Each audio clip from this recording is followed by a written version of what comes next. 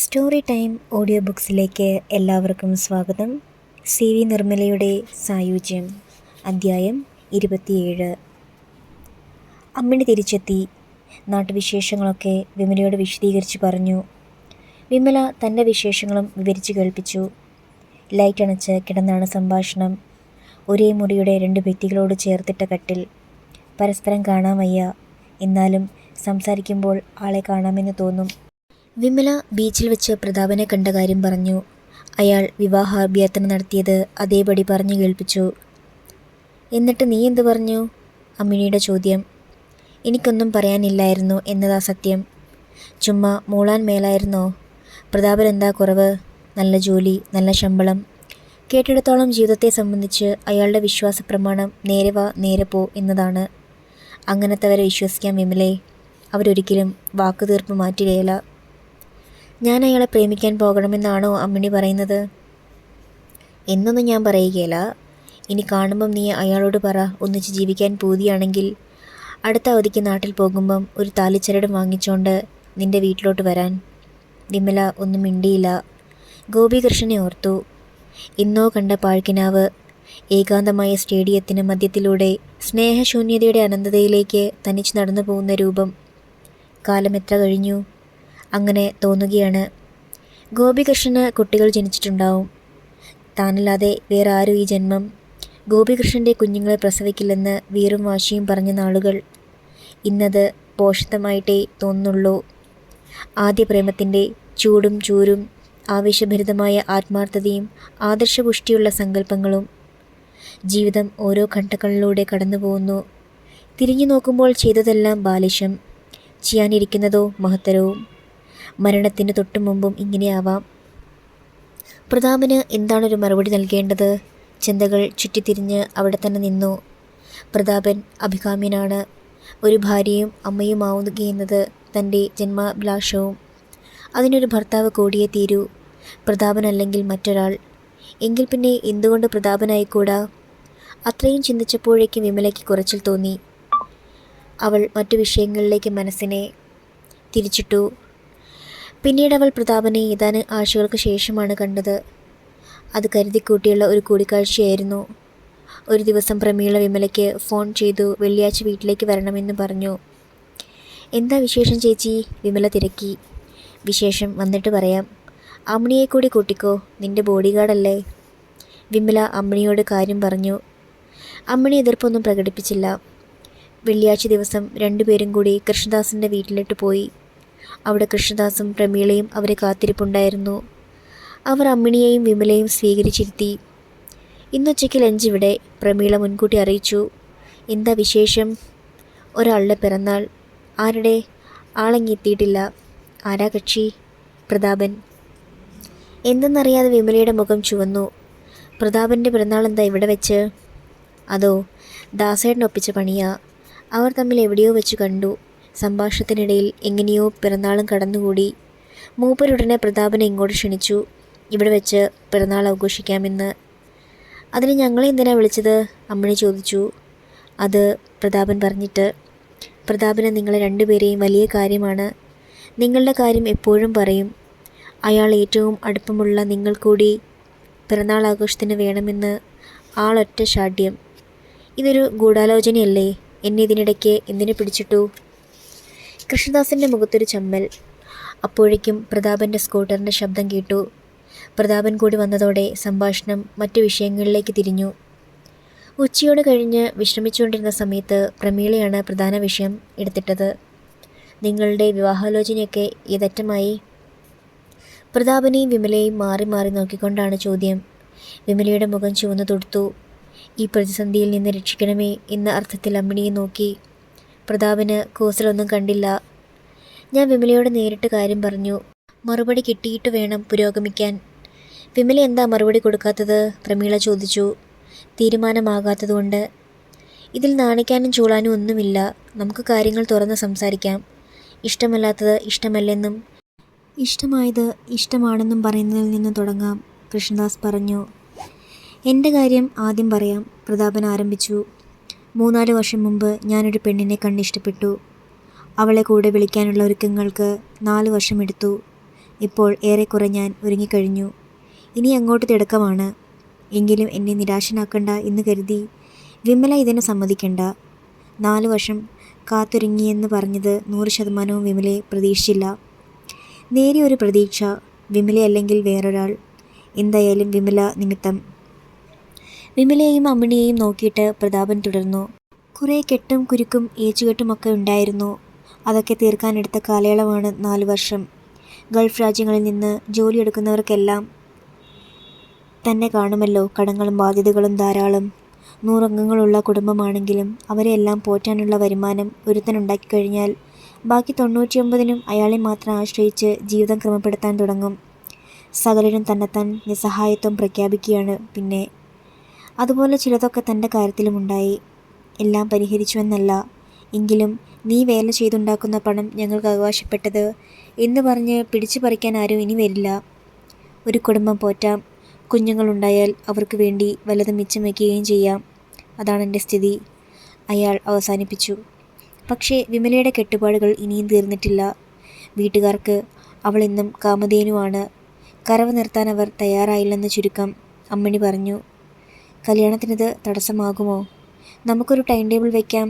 ഒന്നുകിൽ വിമല ഇത്ര വർഷത്തെ വേലക്കൂലി കൂടി വീട്ടിലേക്ക് എത്തിക്കേണ്ടതുണ്ട് എന്ന് നിശ്ചയിക്കുക.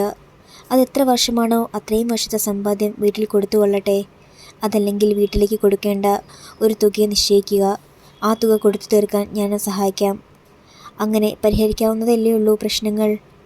വിവാഹം ഉടനെ നടക്കട്ടെ. അതിനു മുമ്പ് വിമലയ്ക്ക് എന്നെ ഇഷ്ടമാണല്ലോ എന്നറിയണമല്ലോ.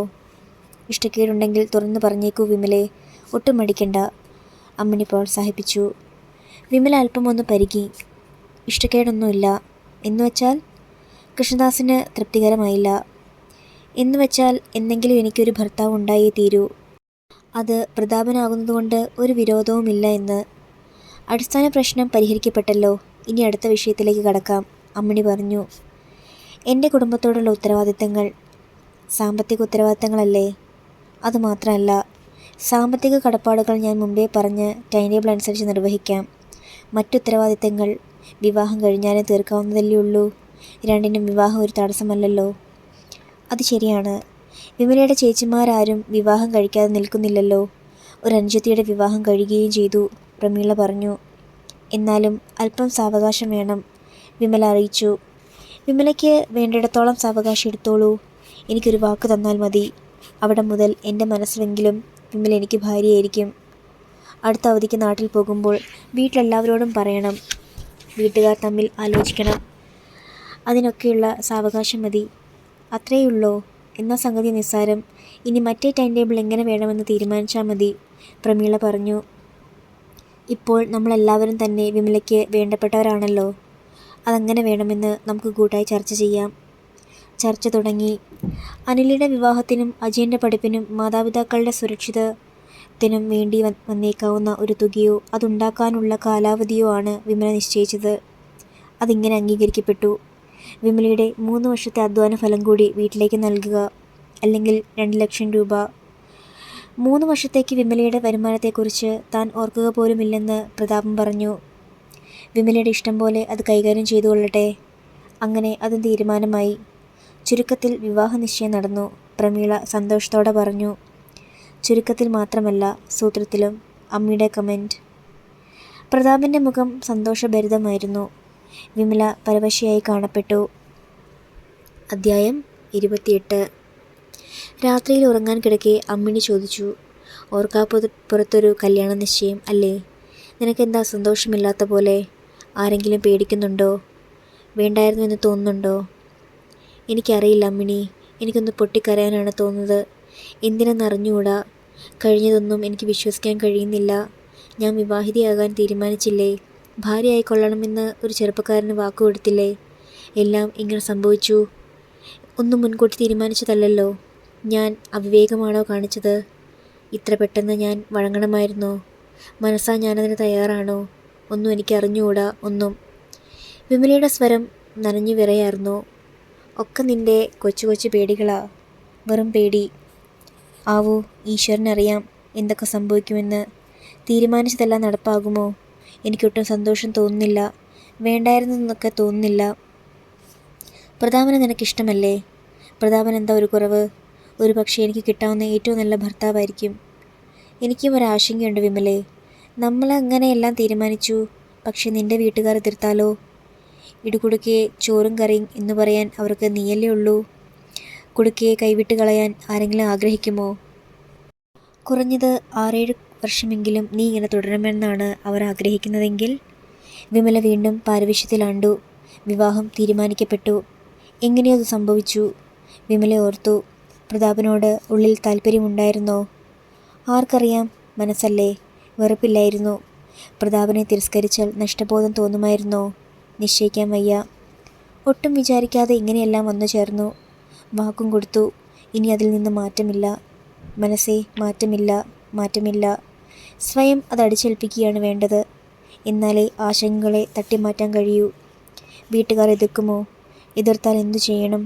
വീട്ടിലങ്ങനെ ഈ വിഷയം അവതരിപ്പിക്കും. വിവാഹം ആലോചിക്കേണ്ടതും ചെറുക്കനെ കണ്ടുപിടിക്കേണ്ടതും നടത്തി തരേണ്ടതുമെല്ലാം ബന്ധുജനങ്ങളാണ്. താൻ നേരിട്ടതെല്ലാം ചെയ്യുന്നുവെന്ന ആരോപണം ഉയർത്തി ഈ ആലോചന വേണ്ടെന്ന് വയ്ക്കാൻ ശ്രമിക്കുമോ? അമ്മിണിയുമായി അവൾ ഈ പ്രശ്നത്തെക്കുറിച്ച് സംസാരിച്ചു. ഞാൻ വേണമെങ്കിൽ ഒരു ദല്ലാളിൻ്റെ റോൾ അഭിനയിക്കാം, അമ്മിണി പറഞ്ഞു. നമുക്കൊന്നിച്ച് നാട്ടിൽ പോയാൽ മതിയല്ലോ. നിന്റെ വീട്ടുകാരോട് ഞാനും സംസാരിക്കാം. ഏതായാലും അവർ നല്ല മനസ്സോടെ സമ്മതിക്കുമെന്ന പ്രതീക്ഷ വേണ്ട. ദൂത് പറയാൻ എന്നേക്കാൾ മെച്ചം നിന്റെ അച്ചുമാമയായിരിക്കണമെന്നാണ് എൻ്റെ തോന്നൽ. കക്ഷി നിന്റെ അഭ്യുദയകാംക്ഷിയാണല്ലോ. അമ്മാമിയെ അറിയിക്കാനൊരു മടി. ചുമ്മാതെ അങ്ങോട്ട് എഴുതു പെണ്ണേ. ഒരാണിൻ്റെ ഇഷ്ടപ്പെടലും കല്യാണം കഴിക്കാനും ഉള്ള ആഗ്രഹമൊക്കെ നാട്ടുനടപ്പാ. ഒട്ടും നാണിക്കാനില്ല. എന്നാലും അമ്മാമിക്ക് ഞാനൊരു ചെറുക്കനെ കണ്ട് ഇഷ്ടപ്പെട്ടുവെന്നും അയാളെ എനിക്ക് ഭർത്താവാക്കി തരാൻ വേണ്ടി ദൂത് പറയണമെന്നൊക്കെ വെച്ചാൽ അതൊന്നും സാരമില്ലെന്നേ. വിമല പിന്നെ മടിച്ചില്ല. വിശദമായി തന്നെ അമ്മാമയ്ക്ക് എഴുതി. ഒന്നും മറച്ചു വെച്ചില്ല. 1 മാസത്തിനുള്ളിൽ അമ്മാമയുടെ മറുപടി കിട്ടി. കുശലാന്വേഷണങ്ങൾക്ക് ശേഷം ഇങ്ങനെ എഴുതിയിരിക്കുന്നു. അവസാനം നീ നിന്നെക്കുറിച്ച് ചിന്തിക്കാൻ തുടങ്ങിയതിൽ വളരെ സന്തോഷം. നീയെന്നൊരുത്തി ജീവിച്ചിരിപ്പുണ്ടെന്ന് മനസ്സിലാക്കി തരാൻ വേറൊരുവൻ വേണ്ടി വന്നല്ലോ. നീ എഴുതിയ ആശങ്കകൾക്കും സംശയങ്ങൾക്കും ഒരടിസ്ഥാനവുമില്ല. നിന്റെ തിരഞ്ഞെടുപ്പ് മോശമാകില്ലെന്ന് എനിക്കുറപ്പുണ്ട്. തെറ്റോ ശരിയോ എന്നതിനെക്കുറിച്ച് യാതൊരു ശങ്കയും വേണ്ട. എന്നെങ്കിലും നിനക്കൊരു ഭർത്താവുണ്ടായേ പറ്റൂ. ജീവിതം വെറുതെ പാഴായി തള്ളാനുള്ളതല്ലല്ലോ. നിനക്ക് മനസ്സിലാവുകയും ചെയ്യും. ഇനി വീട്ടിലുള്ളവർ അംഗീകരിക്കുമോ എന്ന സംശയം. എതിർത്താൽ എന്തുകൊണ്ടാണെന്ന് അവർ പറയണമല്ലോ. അതിന് പഴുതൊന്നുമില്ല. അജിതയുടെയും ജയൻ്റെയും ജീവിത ഭദ്രതയ്ക്ക് വേണ്ടി നീ വേണ്ടതുപോലെ കരുതലെടുത്തിട്ടുണ്ട്. അതനുവദിക്കാൻ മാത്രം മഹാമനസ്കത കാണിച്ച പ്രതാപനെയും അവർക്ക് എതിർക്കാൻ പഴുതില്ല. എന്ന് വെച്ച് എതിർത്തുകൂടാന്നില്ല. സ്വന്തം മുറ്റത്തെ പണം കായ്ക്കുന്ന മരം പാട്ടത്തിന് വിട്ടുകൊടുക്കാൻ ആര് മടിക്കും? ഗംഗാധരനും മാധവിയും എന്തെങ്കിലും ഒഴിവ് കഴിഞ്ഞ് പറഞ്ഞ് ഇത് വേണ്ടെന്ന് വെക്കാൻ ശ്രമിച്ചുകൂടായികയില്ല. ഒരു വിവാഹാലോചന വേണ്ടെന്ന് വെക്കാൻ എന്തെല്ലാം കാരണങ്ങൾ പറഞ്ഞുകൂടാ. അതുകൊണ്ട് സൂക്ഷിക്കുക. വീട്ടുകാർ എതിർത്താലും നീ എന്ത് നിലപാടെടുക്കും എന്നതിനെ ആശ്രയിച്ചിരിക്കും കാര്യങ്ങൾ. നല്ല തൻ്റെ ഇടത്തോടെ നിന്നാൽ ആർക്കാണ് നിന്നെ തടയാൻ കഴിയുക? നിനക്ക് വേണ്ടി ജീവിക്കാൻ നീയല്ലാതെ വേറൊരാളും ഉണ്ടാവില്ലെന്ന ഓർമ്മ ഇപ്പോഴും ഉണ്ടായിരിക്കണം. വൈകിയാണെങ്കിലും നിനക്ക് ഇങ്ങനെയൊരു സൽബുദ്ധി തോന്നിയല്ലോ. ഞാൻ ഗംഗാധരനോടും മാധവിയോടും ഇതേക്കുറിച്ച് സൂചിപ്പിക്കാം. ഗൗരവമായ ആലോചനകൾക്കൊക്കെ നീ അവധിക്ക് വരുമ്പോഴാകട്ടെ. കത്ത് വായിച്ചു കഴിഞ്ഞപ്പോൾ വിമലയ്ക്ക് അസ്വസ്ഥതകൾ ശമിച്ചതുപോലെ തോന്നി. ദഹിക്കാത്തതെന്തൊക്കെയോ മനസ്സിൽ വാരി വലിച്ചിട്ടിരിക്കുന്നത് പോലെയായിരുന്നു ഇതുവരെ. ഇപ്പോൾ പ്രശ്നങ്ങൾ പരിഹരിക്കപ്പെട്ടതുപോലെ ഒരു തോന്നൽ. ശരിയായ ഒരു തീരുമാനമാണ് എടുത്തിരിക്കുന്നതെന്ന വിശ്വാസം പ്രബലപ്പെട്ടു. പ്രതാപനെ കുറെ കൂടി അടുത്ത് കാണാമെന്ന് തോന്നി. നിന്റെ അച്ചുമാമയെപ്പോലെ ഒരു തുണ നാട്ടിലുണ്ടെങ്കിൽ നിനക്കൊന്നും പേടിക്കാനില്ല. നല്ല തൻ്റെയിടമായിരിക്കെ, അമ്മിണി പറഞ്ഞു. ദിവസങ്ങൾ ഇഴയുകയാണ്. ഏതാനും മാസങ്ങൾക്കിടയിൽ ഒരു തവണ മാത്രം പ്രതാപനെ കണ്ടു. അയാൾ ഹോസ്പിറ്റലിൽ വരികയാണുണ്ടായത്. അല്പനേരം സംസാരിച്ചിട്ട് അയാൾ മടങ്ങിപ്പോയി. സംഭാഷണമാകട്ടെ സൗഹൃദത്തിൻ്റെ പരിധിക്കപ്പുറത്തേക്ക് കടന്നതുമില്ല. പോകാൻ നേരം അയാൾ പറഞ്ഞു, വെറുതെ വന്നതാണ്, വെറുതെ വിമലയൊന്ന് കാണാൻ. ക്ഷീണിച്ചാണോ, നന്നായിട്ടാണോ, സന്തോഷവതിയായിട്ടാണോ എന്നൊക്കെ അറിയാൻ. പോകട്ടെ. ഹൃദയത്തിൽ അയാളോടുള്ള അലിവിൻ്റെ 1000 ഉറവുകൾ കിനിയുന്നത് അവൾ അറിഞ്ഞു. തരളിതമായ അയാളെയും നോക്കി ഏതാനും നിമിഷം അവൾ നിന്നു. ഹൃദയത്തിൻ്റെ ആഴത്തിൽ നിന്നും സ്നേഹത്തിൻ്റെ ഒരു രശ്മി അയാളിലേക്ക് പുറപ്പെടുന്നത് അനുഭവിച്ച നിമിഷങ്ങൾ. ഗോപികൃഷ്ണനുമായി പിരിഞ്ഞ ശേഷം ഇനി ഒരിക്കലും തനിക്ക് അനുഭവിക്കാൻ ഒക്കില്ലെന്ന് കരുതിയ നിമിഷങ്ങൾ. പ്രതാപൻ പോയി. ഹോസ്പിറ്റലിലെ സഹപ്രവർത്തകരിൽ അടുപ്പമുള്ളവരൊക്കെ ഊഹിച്ചോ, അമ്മിണി പറഞ്ഞോ, അവരറിഞ്ഞു കഴിഞ്ഞു. നന്ദനൻ കുറേ കളിയാക്കി തിരിച്ച് നന്ദനെയും. നന്ദനൻ ഉടനെ നാട്ടിലേക്ക് മടങ്ങിയാണ്. ജോലി ഉപേക്ഷിച്ചുള്ള മടക്കം. നന്ദനൻ്റെ വിവാഹമൊക്കെ നിശ്ചയിച്ചു കഴിഞ്ഞിരിക്കുന്നു. ബാല്യത്തിലും കൗമാരത്തിലുമെല്ലാം കളിക്കൂട്ടുകാരിയായിരുന്ന പെൺകിടാവിനെ തന്നെ ജീവിതത്തിലേക്ക് കൂട്ടി വിളിക്കാൻ വരം കിട്ടിയ ഭാഗ്യവാൻ. ആ പേരും പറഞ്ഞ് തരം കിട്ടുമ്പോഴെല്ലാം അമ്മിണിയെയും കളിയാക്കാറുണ്ട്. നന്ദന് ഒരുപാട് സമ്പാദിച്ചു കൂട്ടണമെന്ന് മോഹമൊന്നുമില്ല. ഇത്രയും കാലം ഗൾഫിൽ ജോലി ചെയ്തതുകൊണ്ട് കുടുംബം പച്ചപിടിച്ചു. അത്ര ചെറുതല്ലാത്തൊരു സ്വകാര്യ സമ്പാദ്യമുണ്ടായി. ഇപ്പോൾ നാട്ടിലെ സഹകരണ ബാങ്കിൽ ഒരു ജോലി സാധ്യമായതും തെളിഞ്ഞു വന്നിരിക്കുന്നു. വിവാഹം കഴിഞ്ഞ് മണൽക്കാട്ടിൽ വന്നലയാൻ നന്ദന് മനസ്സില്ല. അതുകൊണ്ടാണ് ജോലി ഉപേക്ഷിക്കുന്നത്. നാട്ടിലേക്ക് പുറപ്പെടുന്നതിന് ഒരാഴ്ച മുമ്പ് നന്ദനൻ ജോലി രാജിവെച്ചു. പോകാനുള്ള തയ്യാറെടുപ്പുകൾ നടത്തി. പോകുന്നതിൻ്റെ തലേദിവസം ഹോസ്പിറ്റലിൽ വന്ന് എല്ലാവരോടും യാത്ര പറഞ്ഞു. നന്ദനന് ചെറിയൊരു യാത്രയയപ്പ് സൽക്കാരം സഹപ്രവർത്തകരെല്ലാം കൂടി ഏർപ്പാട് ചെയ്തു. എൻ്റെ കല്യാണത്തിന് ഞാൻ എല്ലാവരെയും നേരിട്ട് ക്ഷണിക്കുകയാണ്, നന്ദനൻ പറഞ്ഞു. വിവാഹ തീയതി നാട്ടിൽ ചെന്ന ശേഷമേ നിശ്ചയിക്കൂ. എല്ലാവർക്കും ക്ഷണക്കത്തയക്കാം. നന്ദനന് ചുറ്റും അടുത്ത സുഹൃത്തുക്കൾ മാത്രമായി. കല്യാണം കഴിക്കാൻ ഹണിമൂൺ എവിടെയാ? അമ്മിണി കളിയാക്കി ചോദിച്ചു. അന്റാർട്ടിക്കയിൽ. സംശയം എന്താ? ഒരു കപ്പലിൽ അങ്ങ് പോവും. ഞങ്ങളെ കൂടി കയറ്റുമോ? അടിത്തട്ടയിൽ മതി. അന്റാർട്ടിക്ക കാണാനുള്ള കൊതി കൊണ്ടാ. കേറ്റാലോ, എല്ലാവരും പോരട്ടെ. അമ്മിണി ചേച്ചിയും ഭർത്താവും, ദാസേട്ടനും പ്രമീള ചേച്ചിയും വിമലയും പ്രതാപനും മണ്ടി മേരിയും സരിതയും വന്ദനയും റോസ്ലിനും ജോസഫും സതീഷും. നമുക്കെല്ലാം കപ്പലിലെ മേൽത്തട്ടിൽ നിന്ന് തന്നെ പോവാം. A honeymoon expedition to Antarctica. എല്ലാവരും ചിരിച്ചു. നന്ദനൻ പോയി. പിറ്റേന്ന് അയാൾ അബുദാബി വിട്ടുപോവുകയാണ്. അടുത്ത ദിവസം ഉച്ചതിരിഞ്ഞ നേരത്താണ് ദുരന്തവാർത്ത ഹോസ്പിറ്റലിലെത്തിയത്. വന്ദന ടൗണിൽ നിന്ന് ഫോൺ ചെയ്ത് അറിയിക്കുകയായിരുന്നു. അമ്മിണിക്കൊരു ഫോൺ കോൾ. അറ്റൻഡർ വന്നറിയിച്ചപ്പോഴേക്കും ദുസൂചനയെന്ന് തോന്നിയിരുന്നില്ല. അമ്മിണി ഫോണിനടുത്തേക്ക് പോയപ്പോൾ വിമലയും കൂടെ കൂട്ടി. റിസീവർ എടുത്തതും മറുതലക്കിൽ വന്ദനയുടെ സ്വരം അമ്മിണി തിരിച്ചറിഞ്ഞു. അമ്മിണി, ഞാൻ വന്ദനയാ. വിറയാർന്ന സ്വരം. എന്താ നിൻ്റെ സ്വരം വല്ലാതിരിക്കുന്നല്ലോ? നമ്മുടെ നന്ദനൻ എയർപോർട്ടിലേക്ക് പോകും വഴി ഒരു ആക്സിഡൻറ്റിൽ അമ്മിണിയുടെ മുഖം ഭാവപ്പകർച്ച വിമലയ്ക്ക് ശരിക്കും കാണാമായിരുന്നു. ടാക്സിയിൽ നന്ദനടക്കം 5 പേരുണ്ടായിരുന്നു. ട്രക്കുമായിട്ട് കൂട്ടിയിടിച്ചു. ആരും രക്ഷപ്പെട്ടില്ല. അമ്മിണി സ്തംഭിച്ചങ്ങനെ നിന്നു. പിന്നെയൊന്നും അവൾ കേട്ടില്ല. നേർക്കുനേരെ ഇരമ്പി പാഞ്ഞെടുക്കുന്ന കാറും ട്രക്കും. ഒരു മിന്നൽ. ലോകത്തിൽ നടക്കുന്ന ഭയങ്കര ശബ്ദം. തകർന്ന ഇരുമ്പ് തകിടുകളിലും റോഡിലും പറ്റിപ്പിടിച്ച് മാംസചീന്തികളും രക്തത്തുള്ളികളും. അമ്മിണിയുടെ മനസ്സതെല്ലാം മിന്നിപ്പാഞ്ഞു പൊലിഞ്ഞു. എന്താ അമ്മിണി? ആർക്കാ ആക്സിഡൻറ്റ്? വിമല പരിഭ്രമത്തോടെ ചോദിച്ചു. പക്ഷെ അതൊന്നും അമ്മിണി കേൾക്കുന്നുണ്ടായിരുന്നില്ല. രാത്രി. മുറിക്കുള്ളിൽ ഇരുട്ടിൽ നെടുവീർപ്പുകൾ ഉയർന്നു പൊന്തി. വിമലയ്ക്കും അമ്മിണിക്കും അന്യോന്യം കാണാൻ വയ്യ. 2 പേരും ഉറങ്ങിയിട്ടില്ല. 2 ആൾക്കും അതറിയുകയും ചെയ്യാം. ദീർഘമായൊരു നിശ്വാസത്തിന് പിന്നാലെ അമ്മിണിയുടെ നനഞ്ഞ ശബ്ദം കേട്ടു. ഇത്രയേ ഉള്ളൂ മനുഷ്യൻ്റെ കാര്യം. എന്തൊക്കെ കിനാവ് കണ്ടാലെന്ത്, എന്തൊക്കെ ഒരുക്കി വെച്ചാലെന്ത്, എല്ലാം തീർന്നില്ലേ? വിമലയ്ക്കൊന്ന് വിങ്ങിക്കരയണമെന്ന് തോന്നി. നിശബ്ദമായി ഒഴുകിപ്പോയ കണ്ണീരിന് അളവില്ല. ഹോസ്പിറ്റലിൽ പോയി നന്ദനൻ്റെ മൃതദേഹം ഒന്ന് കാണുകയുണ്ടായി. തുന്നിച്ചേർത്ത മാംസ കഷ്ണങ്ങൾ. അവയിലെല്ലാം ചോര പുരണ്ടിരുന്നു. തിരിച്ചറിയാൻ വയ്യായിരുന്നു. നന്ദനായിരുന്നു അത്? അല്ല, ഇറച്ചിത്തുണ്ടായിരുന്നു. നന്ദനൻ മരിച്ചു. അപകടസ്ഥലത്ത് വെച്ച് തന്നെ. തകർന്നു പൊടിഞ്ഞ ഇരുമ്പ് തകിടുകൾക്കിടയിൽ അയാളുടെ ജീവൻ ഞെരിഞ്ഞമർന്നു. കാത്തിരിക്കുന്ന കളിക്കൂട്ടുകാരിയുടെ അടുത്തേക്ക്, കല്യാണ പെണ്ണിൻ്റെ മനസ്സിലേക്ക് ആ ശവം വിമാനത്തിൽ നിന്നിറക്കി തള്ളിക്കൊണ്ടു ചെല്ലുന്ന ആ കാഴ്ച. അമ്മിണി, ദൈവത്തെ ഓർത്ത് നിർത്ത്. വിമല തേങ്ങി. നമുക്കെല്ലാം കപ്പലിൻ്റെ മേൽനോട്ടത്തിൽ തന്നെ നിന്ന് അന്റാർട്ടിക്കയിലേക്ക് പോവാം. അമ്മിണി സങ്കടം സഹിക്കാനാവാതെ ഒന്ന് കരഞ്ഞു. കരച്ചിലിനിടയിൽ തന്നെ തുടർന്നു. അമ്മിണി ചേച്ചിയും ഭർത്താവും ദാസേട്ടനും പ്രമീള ചേച്ചിയും വിമലയും പ്രതാപനും. വാക്കുകൾ തൊണ്ടയിൽ തന്നെ പിടഞ്ഞു വീണു. അധ്യായം 29. വിമല അവധിക്ക് വീട്ടിലെത്തി. ഈ വേള കല്യാണ നിശ്ചയമെങ്കിലും നടത്തിയിട്ട് പോകാനുള്ള തയ്യാറെടുപ്പോടെയാണ് വിമല വന്നിരിക്കുന്നത്. ഒത്താൽ കല്യാണം തന്നെ നടത്തണം. പ്രതാപന് നാട്ടിലേക്ക് പുറപ്പെട്ടിട്ടുണ്ട്. അയാൾ സ്വന്തം വീട്ടിൽ വിഷയം അവതരിപ്പിക്കും. പിന്നെ പ്രത്യേകം പറഞ്ഞു വച്ചിരിക്കുന്ന തീയതിയിലേക്ക് വിമലയുടെ വീട്ടിൽ വരും. വിമലയുടെ മാതാപിതാക്കളുമായി സംസാരിക്കാൻ. അതിനു മുമ്പ് വിമല ഒരു വട്ടം വീട്ടുകാരുമായി വിവാഹാലോചനയെക്കുറിച്ച് സംസാരിച്ചിരിക്കണം. അവധിക്ക് പുറപ്പെടുന്നതിന് മുമ്പ് തന്നെ വിമലയും പ്രതാപനും കൂടി ആലോചിച്ച തീരുമാനമാണ് ഇതെല്ലാം. വിമല അച്ഛനായരെ ചെന്ന് കണ്ടു.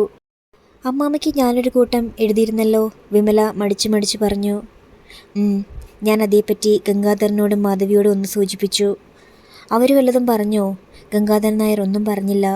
മാധവി പറഞ്ഞത് നിനക്ക് കല്യാണപ്രായമായില്ലല്ലോ എന്നാണ്. അത് ശരി, നിനക്ക് കല്യാണപ്രായമൊക്കെ കുറേ കഴിഞ്ഞു മതി എന്നാണ് അവരുടെ അഭിപ്രായം. അജിതയും അജയൻ്റെയും കാര്യങ്ങളൊക്കെ കഴിഞ്ഞിട്ട്. പിന്നെ നീ ജോലിക്കാരി ആയതുകൊണ്ട് കുറേ താമസിച്ചാലും ഒരു പുരുഷനെ കിട്ടാൻ ബുദ്ധിമുട്ടില്ലത്രേ. അമ്മാമ്മ എന്തു പറഞ്ഞു? ഞാൻ എന്തു പറയാൻ? താല്പര്യം മനസ്സിലായില്ലേ? ഇനി പറയാനുള്ളതൊക്കെ നീ കൂടി വന്നിട്ട് പറയാമെന്ന് വെച്ചിരിക്കുക. അമ്മാമ്മ നാളെ വീട്ടിലൊന്ന് വരുമോ? പ്രതാപൻ കല്യാണാലോചനയ്ക്ക് വരുന്നതിന് മുമ്പേ വീട്ടിലിക്കാര്യം ഒന്ന് ചർച്ച ചെയ്യണ്ടേ? ഞാൻ വരാം. പിറ്റേന്ന് അച്ഛനായർ വന്നു. വിമലയുടെ സാന്നിധ്യത്തിൽ തന്നെ എല്ലാവരെയും വിളിച്ചുകൂട്ടി അയാൾ പറഞ്ഞു. വിമലയ്ക്കൊരു കല്യാണാലോചന വന്ന കാര്യം ഞാൻ നേരത്തെ ഒന്ന് സൂചിപ്പിച്ചിരുന്നല്ലോ. ചെറുക്കൻ ജോലിക്കാരനും അവളുടെ പരിചയക്കാരനുമൊക്കെയാ. ജാതിയും സ്വജാതി തന്നെ. അവർക്കാണെങ്കിൽ അങ്ങോട്ടും ഇങ്ങോട്ടും ഇഷ്ടപ്പെടുകയും ചെയ്തു. കൊള്ളാമെങ്കിൽ നമ്മൾ വേണ്ടേ അത് നടത്തിക്കൊടുക്കാൻ? നിങ്ങളുടെയൊക്കെ അഭിപ്രായം എന്താ? അച്ഛമാമയോട് താരാ പറഞ്ഞത്? അവളാണോ? വിഷൻ ചോദിച്ചു. ആരുമായിക്കോട്ടെ, ഞാനാ ഇപ്പം ദല്ലാള്. നിങ്ങൾ എന്നെ അങ്ങനെ കരുതിയാൽ മതി. അച്ഛമാമയ്ക്ക് ഞങ്ങൾ ഇത്തിരി പച്ച പിടിച്ചത് ഒട്ടും ഇഷ്ടപ്പെട്ടില്ല അല്ലേ? അതെന്താടാ നീ അങ്ങനെ പറഞ്ഞത്? അമ്മാമയ്ക്കറിയാമല്ലോ, വിമലയുടെ വരുമാനം കൊണ്ടാണ് കുടുംബം കഴിയുന്നത്. അജിതയെയും അജയനെയും ഒന്ന് നിലനിൽക്കേണ്ട ചുമതല അവൾക്കല്ലേ? അത് കഴിഞ്ഞിട്ട് പോരെ കല്യാണമൊക്കെ? എടാ, വാലധികം ആട്ടണ്ട. തല രണ്ടെണ്ണം ഇവിടെ അനങ്ങാതിരിപ്പുണ്ടല്ലോ. അവർ പറയട്ടെ. വിശ്വം പറഞ്ഞതൊരു കാര്യാ. മാധവിയം അത് ശരിവെച്ചു. അതായത് വിമല നിങ്ങളുടെ എല്ലാം കറവ് പശുവായിട്ട് നിൽക്കട്ടെ എന്നാണോ? എന്നാര് പറഞ്ഞു? ഇവിടെ ആരും അവളുടെ കല്യാണത്തിനെതിരല്ല. എന്നായാലും അവൾക്കൊരു ഭർത്താവ് വേണം. ഞങ്ങളത് തേടിക്കൊടുക്കാതിരിക്കില്ല. നിങ്ങളൊരുത്തന്നെ തേടി ബുദ്ധിമുട്ടണ്ട. അവൾ കണ്ടുപിടിച്ച് വെച്ചിട്ടുണ്ട്. അവൾ കണ്ടുപിടിച്ചവൻ യോഗ്യനാണോ എന്ന് നോക്കേണ്ട ചുമതല ഞങ്ങൾക്കില്ലേ? യോഗ്യനാണെന്ന് ബോധ്യപ്പെട്ടാൽ ഈ കല്യാണം ഉടനെ നടത്താമല്ലോ, അല്ലേ? ഉടനെയോ? അങ്ങനെ എടിപിടിയിൽ നടത്താവുന്നതാണോ കല്യാണം? അനിലയുടെ കല്യാണം എങ്ങനെയാണ് നടന്നത്? എത്ര വർഷം എടുത്തു താലി കെട്ടാൻ? അത് വേറൊരു സാഹചര്യമായി പോയി. വേഗം നടത്തേണ്ടി വന്നു. ഇതിനെന്താ സാഹചര്യത്തിന് കുഴപ്പം? അനില ചെയ്തതുപോലെ വിമലയും ചെയ്താൽ മതിയോ? ഒരവിഹിത ഗർഭം സമ്പാദിക്കാൻ അവൾ നോക്കിയാലും സാധിക്കും. അച്ഛമാമ ശുണ്ടിയെടുത്താണ് പറഞ്ഞത്. മാധവിയമ്മയുടെ മുഖം കോടി. വിമല അനിലയെ പോലെയാണോ? ഉത്തരവാദിത്തമുള്ളവളല്ലേ? അങ്ങനെയാവുമ്പോൾ വളരെ ആലോചിച്ച് വേണം ഓരോന്ന് ചെയ്യാൻ. വിമലയുടെ കല്യാണം ഉടനെ നടത്താതിരിക്കാൻ നിങ്ങൾ പറയുന്ന ന്യായം എന്താണെന്ന് ആദ്യം കേൾക്കട്ടെ. തുറന്നു പറയാമല്ലോ, അജിതയുടെയും അജയൻ്റെയും കാര്യത്തിലൊരു തീരുമാനമാകാതെ കല്യാണം നടക്കുന്നൊക്കില്ല. അതിനൊരു തീരുമാനമായല്ലോ. എന്തു തീരുമാനം? 2-3 കൊല്ലം കഴിയാതെ അവരുടെ കാര്യങ്ങളൊക്കെ തീരുമാനത്തിലാകും. കല്യാണം കഴിഞ്ഞാലും അജിതയെയും അജയനെയും ഉത്തരവാദിത്തം ഏറ്റെടുത്തോളാമെന്ന് വിമല സമ്മതിച്ചാലോ? അതുകൊണ്ടെന്താ ഗുണം? അവളെ കെട്ടുന്നോ അത് സമ്മതിച്ചില്ലെങ്കിലോ? അയാളും സമ്മതിക്കും. ആലോചിക്കണം. ഗംഗാധരന് ഒന്നും പറയാനില്ലേ? ഞാൻ പറഞ്ഞ പോലെ കണക്കാക്കിയാൽ മതി. അതെന്താ, തനിക്ക് നാക്കില്ലേ? അതോ എൻ്റെ പെങ്ങൾക്കത് പണയം വെച്ചിരിക്കുകയാണോ? അച്യുതനിപ്പം എന്താ അറിയേണ്ടത്? നിങ്ങളുടെ മകളുടെ ചുറ്റുപാടുകൾ കാണാനും കല്യാണം ആലോചിക്കാനും ചെറുക്കനടുത്ത് ഞായറാഴ്ച വരും. വന്നു കണ്ടാലോചിച്ച് പോട്ടെ. അന്നേരം ഞഞ്ഞാ പിഞ്ഞാ പറയരുത്. എന്താണ് പറയേണ്ടതെന്ന് വെച്ചാൽ തീരുമാനിച്ച് വെക്കണം. ചുമ്മാ മുടന്തൻ കാരണങ്ങൾ പറഞ്ഞ് ഒഴിവാക്കാൻ നോക്കാതെ ന്യായമായ നിർദ്ദേശങ്ങളെ മുന്നോട്ട് വയ്ക്കാവൂ. ഒത്തുവന്നാൽ ഈ അവധിക്ക് തന്നെ കല്യാണം നടത്തിയിട്ട് പോകണമെന്ന രണ്ടുപേരുടെയും പ്ലാൻ. ഒത്തുവന്നാലല്ലേ? എന്താ ഒത്തുവരികയില്ലേ? എൻ്റെ കാര്യം പറയാമല്ലോ അച്ഛമാമേ, വിഷൻ ഇടയ്ക്ക് കയറി പറഞ്ഞു. 3 വർഷത്തിനിപ്പുറം വിമലയെ കെട്ടിക്കുന്നതിനോട് എനിക്ക് എതിർപ്പാ. 3 വർഷം കൂടി നക്കി തിന്നാൻ നിനക്ക് മതിയാകുമോടാ? നാണമില്ലല്ലോടാ നിനക്ക് പറയാൻ നീ എതിർക്കുമെന്ന്. എടാ നാറി, അവനും അവൾക്കും ചുണയുണ്ടെങ്കിൽ നിൻ്റെ ഒന്നും സമ്മതവും ഓശാനവും കൂടാതെ കല്യാണം നടക്കും. അത് അവർ സുഖമായിട്ട് ജീവിക്കുകയും ചെയ്യും. കുടുംബത്തോട് ഉത്തരവാദിത്തം ഉള്ളതുകൊണ്ട് അവളത് തുനിയാത്തത്. വിശ്വം വായടച്ചു. അയാൾക്ക് വേണ്ടത്ര കെട്ടിക്കഴിഞ്ഞിരുന്നു. ഞായറാഴ്ച പ്രതാപൻ വരും. നല്ലപോലെ ആലോചിച്ച് വേണ്ടത് ചെയ്താൽ നന്ന്. അച്ഛമാമ സംഭാഷണം മതിയാക്കി എഴുന്നേറ്റു. ദിവസങ്ങൾ പോയി. വിമല വീട്ടിലില്ലാതിരുന്ന നേരത്ത് ഉപജാഗര സംഘം ഒത്തുകൂടി ഗൂഢാലോചന ആരംഭിച്ചു.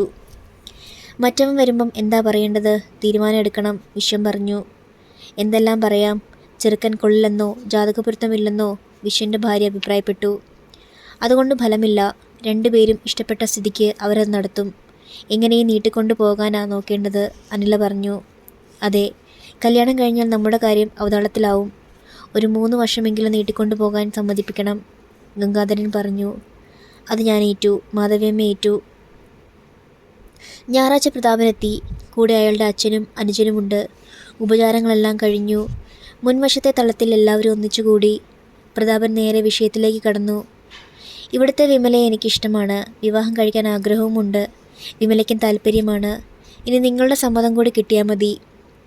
ഞങ്ങൾക്ക് പ്രതാപൻ്റെ കുടുംബത്തെക്കുറിച്ച് ഒന്നും അറിയില്ല. ഗംഗാധരൻ പറഞ്ഞു. പറയാം. ജോലിക്കാര്യങ്ങൾ വിമല അറിഞ്ഞു കാണുമല്ലോ.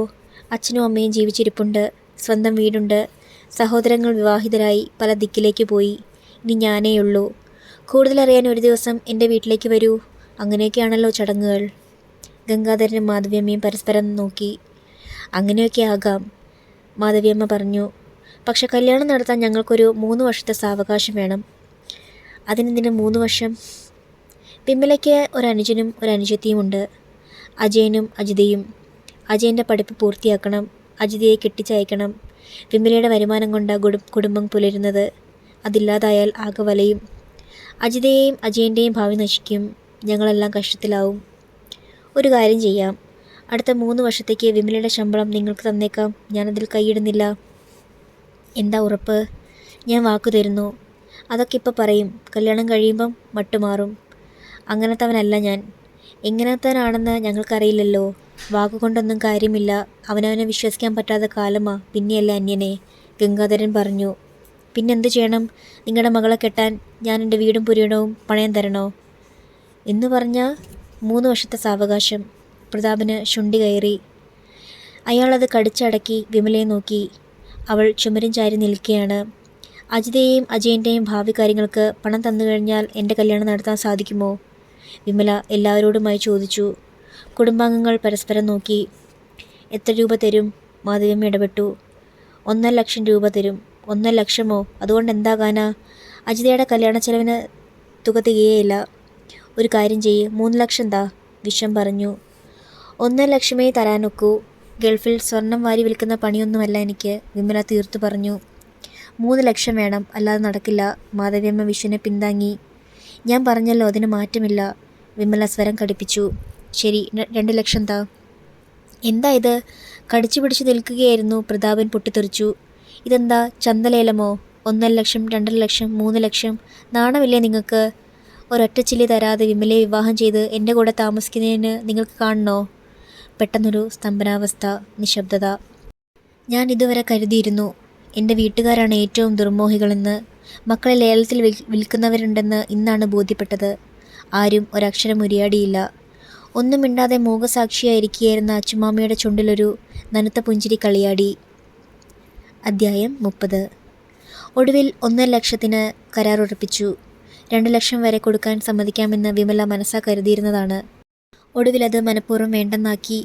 പ്രതാപനെ മുന്നിലിരുത്തിക്കൊണ്ടുള്ള വീട്ടുകാരുടെ ലേലം വിളി അവൾക്കത്രമേൽ അസഹ്യ ഉളവാക്കിയിരുന്നു.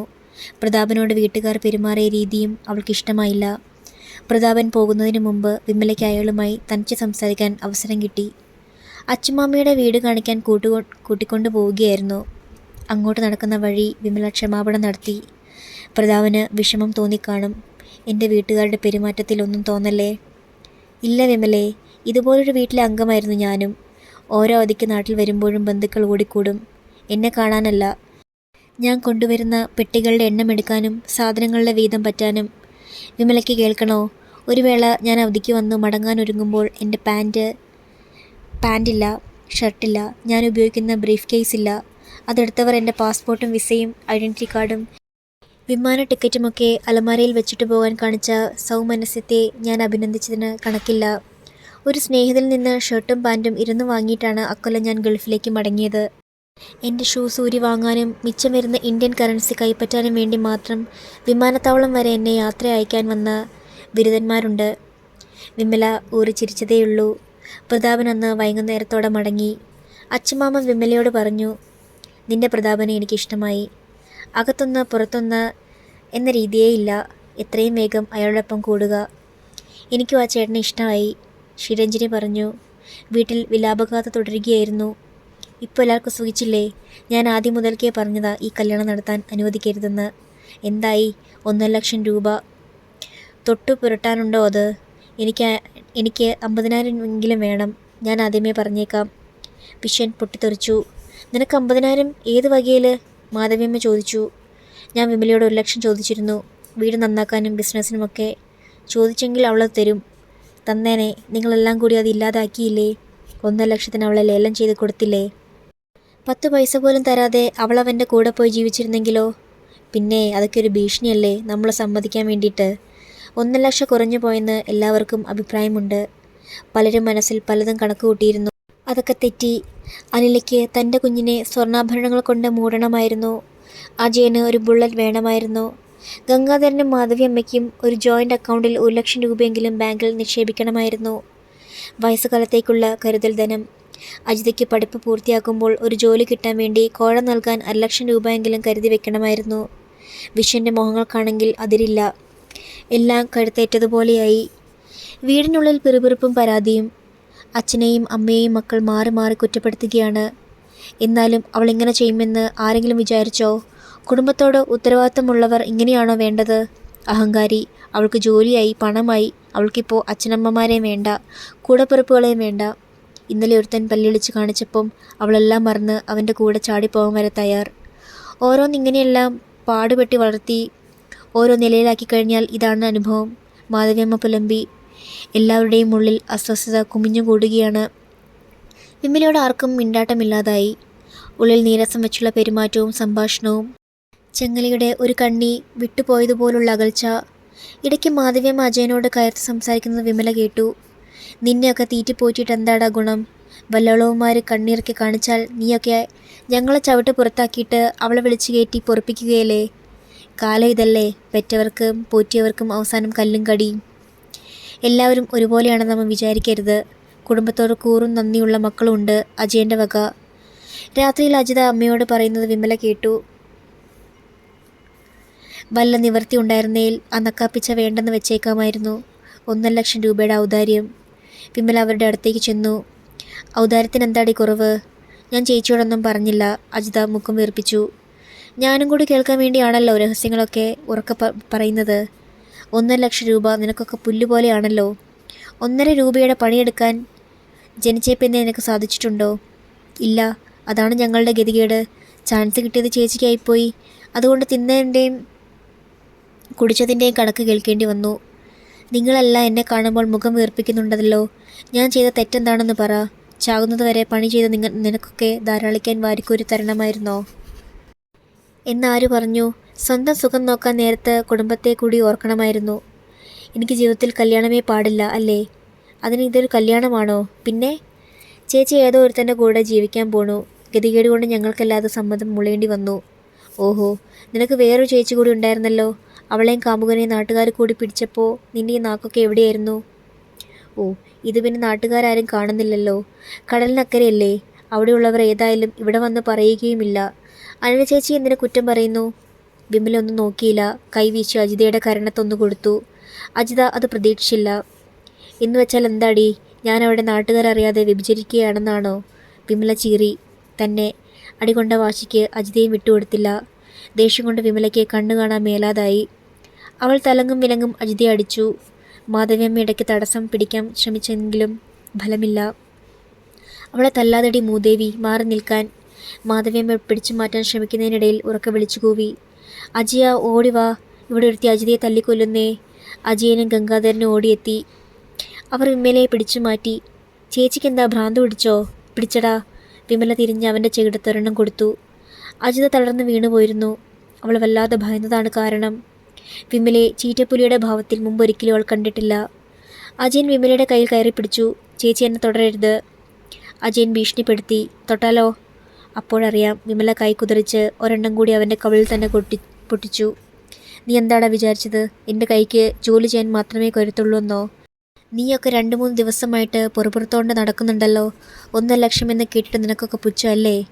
എടാ മോനെ, നീ ഉടുത്തിരിക്കുന്ന തുണിയും നീ തിന്നുന്ന ചോറും നീ താമസിക്കുന്ന വീടും എൻ്റെ വിയർപ്പിൻ്റെ ഫലമാ. അതനുഭവിച്ചിട്ട് എന്നെ ചീത്ത പറയാൻ ഒക്കുകയില്ല.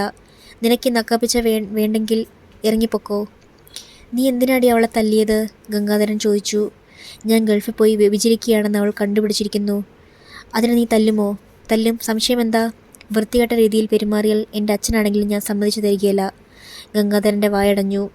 നീ അച്ഛനോട് തർക്കുത്തരം പറയുന്നോടി. മാധവിയമ്മ ചീറി. എന്നാൽ അമ്മയോടാവാം. അച്ഛനും അമ്മയും എന്താ കരുതിയത്? എന്ത് ക്രൂരതയും എന്നോടാകാമെന്നോ? അച്ഛനും അമ്മയും എന്നോട് നീതി കാണിച്ചില്ലെങ്കിൽ തിരിച്ചങ്ങോട്ടും അങ്ങനെ തന്നെയായിരിക്കും. എൻ്റെ ചോറ് തിന്നുകയും എന്നോട് പടപൊരുതുകയും ചെയ്യുന്ന ഏർപ്പാട് നിർത്തിയേക്ക്. ഏതെങ്കിലും ഒന്ന് മതി. നക്കാപ്പിച്ച അനുഭവിക്കുന്നതിൽ ആർക്കെങ്കിലും അഭിമാനക്കേടുണ്ടെങ്കിൽ ആ വിവരം തുറന്നു പറഞ്ഞേക്ക്. ഇതുവരെ തന്നതിനോടൊന്നും ഞാൻ അവകാശം പറയുന്നില്ല. എല്ലാം നിങ്ങളെടുത്തോ. ഇനി ആർക്കും ഒന്നും വേണ്ടെന്ന് സമ്മതിച്ചാൽ മതി. വിമല നിന്നു കിതച്ചു. അടുത്ത അധ്യായം നാളെ.